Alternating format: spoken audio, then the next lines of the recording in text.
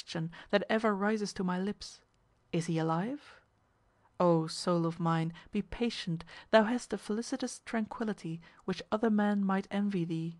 Sufficient for the hour is the consciousness thou hast that thy mission is a holy one. Onward, and be hopeful.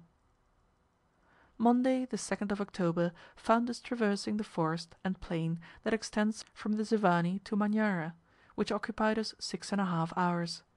The sun was intensely hot, but the mtundu and miombo trees grew at intervals, just enough to admit free growth to each tree, while the blended foliage formed a grateful shade.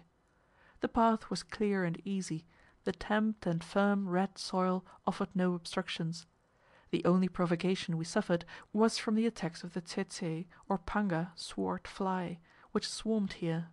We knew we were approaching an extensive habitat of game, and we were constantly on the alert for any specimens that might be inhabiting these forests. While we were striding onward at the rate of nearly 3 miles an hour, the caravan I perceived sheered off from the road, resuming it about 50 yards ahead of something on the road, to which the attention of the men was directed.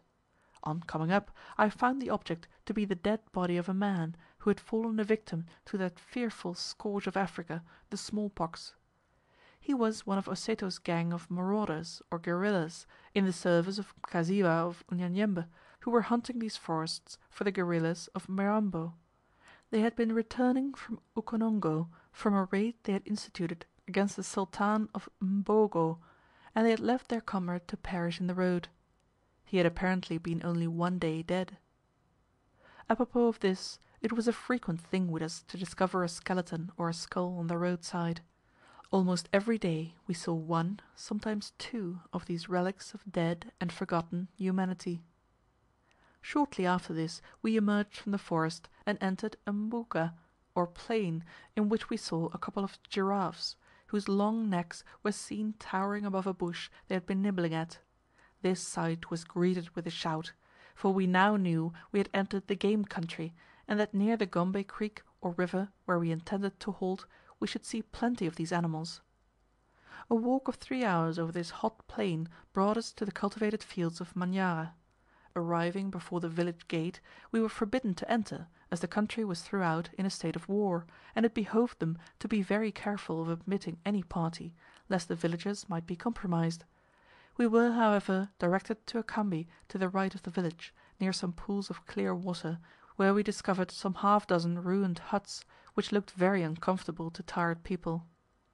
After we had built our camp, the kirangozi was furnished with some clothes to purchase food from the village, for the transit of a wilderness in front of us, which was said to extend 9 marches, or 135 miles. He was informed that the Mtemi had strictly prohibited his people from selling any grain whatever. This evidently was a case where in the exercise of a little diplomacy the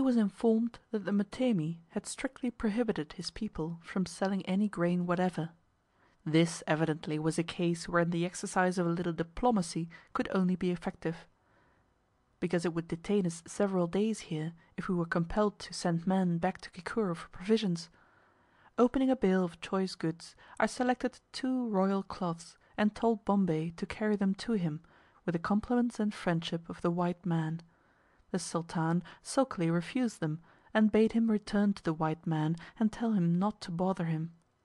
Entreaties were of no avail, he would not relent, and the men, in exceedingly bad temper and hungry, were obliged to go to bed supperless. The words of Njara, a slave trader, and parasite of the great Sheikh bin Nasib, recurred to me. "Ah, master, master, you will find the people will be too much for you, and that you will have to return. The Wamanyara are bad, the Wakonongo are very bad, the Wazavira are the worst of all. You have come to this country at a bad time, it is war everywhere." And, indeed, judging from the tenor of the conversations around our campfires, it seemed but too evident. There was every prospect of a general decamp of all my people. However, I told them not to be discouraged, that I would get food for them in the morning. The bale of choice cloths was opened again next morning, and 4 royal cloths were this time selected, and 2 dhotis of Merikani, and Bombay was again dispatched, burdened with compliments and polite words. It was necessary to be very politic with a man who was so surly and too powerful to make an enemy of. What if he made up his mind to imitate the redoubtable Mirambo, king of Uyoweh? The effect of my munificent liberality was soon seen in the abundance of provender which came to my camp. Before an hour went by, there came boxes full of choroko, beans, rice, matama or doura, and Indian corn, carried on the heads of a dozen villagers, and shortly after the Mtemi himself came, followed by about 30 musketeers and 20 spearmen, to visit the first white man ever seen on this road. Behind these warriors came a liberal gift, fully equal in value to that sent to him, of several large gourds of honey, fowls, goats, and enough vetches and beans to supply my men with 4 days' food. I met the chief at the gate of my camp, and bowing profoundly, invited him to my tent, which I had arranged as well as my circumstances would permit, for this reception. My Persian carpet and bearskin were spread out, and a broad piece of brand new crimson cloth covered my kitanda, or bedstead. The chief, a tall robust man, and his chieftains, were invited to seat themselves. They cast a look of such gratified surprise at myself, at my face, my clothes, and guns, as is almost impossible to describe. They looked at me intently for a few seconds, and then at each other, which ended in an uncontrollable burst of laughter, and repeated snappings of the fingers. They spoke the Kinyamwezi language, and my interpreter Maganga was requested to inform the chief of the great delight I felt in seeing them. After a short period expended in interchanging compliments, and a competitive excellence at laughing at one another, their chief desired me to show him my guns.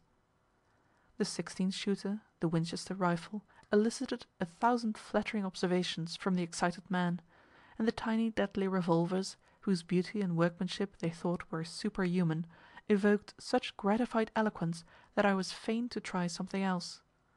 The double-barreled guns, fired with heavy charges of powder, caused them to jump up in affected alarm, and then to subside into their seats convulsed with laughter.